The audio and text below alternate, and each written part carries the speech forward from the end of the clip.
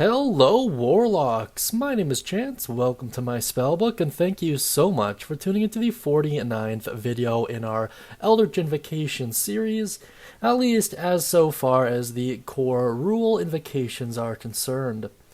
Today we have a really cool one in store for us. It's a little bit complicated at a glance, but we'll break it down and overview it in a way that makes sense. We're going to be talking about Scribe. Now, this invocation was released in the Tasha's Cauldron of Everything book, and it's probably one of my favorites that's been released in it so far. In terms of thematic elements, this is really cool, but there's also a huge amount of utility to it, and if there is one thing Warlock players like, it's utility. If you're curious about all the invocations that 5e has to offer, click on that little eye icon up top there and select the playlist, or wait until the end of the video and just select the playlist from the in-card screen. In any case, let's move on to Scribe's description and go over its prerequisites. First and foremost, its prerequisites are being at least a 5th level Warlock and selecting the Pact of the Tome feature, which is a favorite of mine. However, I really do want to try out Pact of the Talisman just to see how it plays. But in any case, Pact of the Tome for this particular invocation. And its description reads as followed. A new page appears in your Book of Shadows. With your permission, a creature can use its action to write its name on that page, which can contain a number of names equal to your proficiency bonus. You can cast the Sending spell, targeting a creature whose name is on the page, without using a spell slot and without using material components. To do so, you must write a message on the page. The target hears the message in their mind, and if the target replies, their message appears on the page rather than in your mind.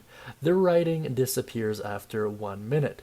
As an action, you can magically erase a name on the page by touching it. This is really neat. Like, actually phenomenal. So, Sending, if you're not super familiar, is a 3rd level spell, which is really nice, and has unlimited range on it, and can even be sent through other planes of existence. However, there's a 5% chance that the message doesn't arrive, so you might have to roll for that, or the DM might. Depends how you run your game, I suppose. In any case, it's just really neat stuff. So basically you get unlimited casts of this, which is super nice. So unlimited usage of a 3rd level spell, phenomenal. There are some things I want to point out before we go into the overview, however, and the first biggest one is that the creature has to write its own name on the page. However, it doesn't say it has to willingly write its own name on the page.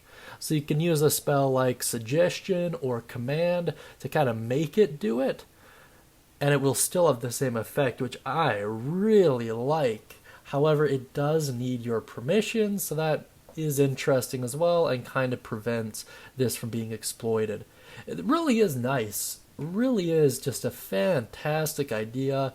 The fact that it scales with your proficiency bonus is super nice as well. In any case, let's move on to the overview here.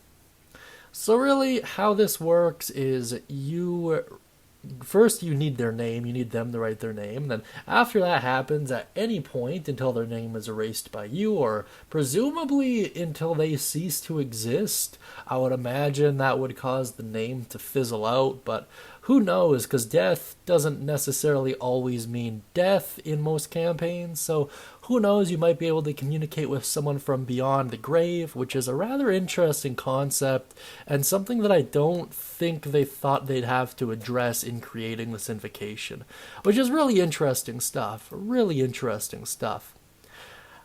In addition to that, what happens is, after you have their name in one form or another, you can write on that page in your Book of Shadows, and it will, whatever message you write will be transmitted to that person's or thing's mind, and they can respond in turn, and whatever they respond with is presented on your Book of Shadows and lasts for a minute.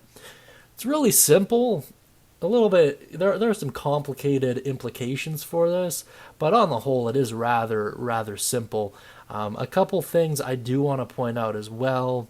As per the sending spell, you can actually use this to communicate with creatures of any type, including beasts and aberrations, and it only really requires that they have an intelligence score of at least 1, which is really interesting. And I mean, who's to say what a name is, right? So there's a lot of weird things you can do with this with your DM's approval, so definitely worth talking to him if you're planning on taking this. Just really neat stuff. Now let's move on to my personal thoughts on it. As a Pact of the Tome Warlock main, I love this. I think this is super cool. In terms of other players using it, I think this is a huge opportunity for dungeon masters to really expand their horizons, not just in terms of the game world itself, but in terms of character development as well. You can make it so that if a character whose name is on that list is in danger, it might turn a different color, or you might make it more of a two-way thing. There's so many interesting plot hooks you could use with this that, I don't know, I think it's nuts, personally. I do think Wizards of the Coast might have made a couple small oversights in this. For example, the ability to limitlessly cast it only for an action. Super nice. The ability to really force someone to write their name in this book is also really interesting as well. So, I don't know. It is what it is. It also lends the more creative part of my brain to ask, what if you just drew a picture or a diagram or something like that, right? It says you send a short message of 25 words or less, but that's assuming you're going off of the spell just by raw, right? However, you're not actually communicating with it verbally or even mentally. You're using the book to do so. So what happens if you draw a picture? What happens if you draw a diagram? What happens if there's so many different things you can do, and what happens if they do the same, right? What happens if they send you back an image to compensate for your image? I understand that by raw, that's not really something you can do, but given the nature of whatever they respond with appearing on the page and lasting for a minute so you can show your party members is really interesting, to say the least.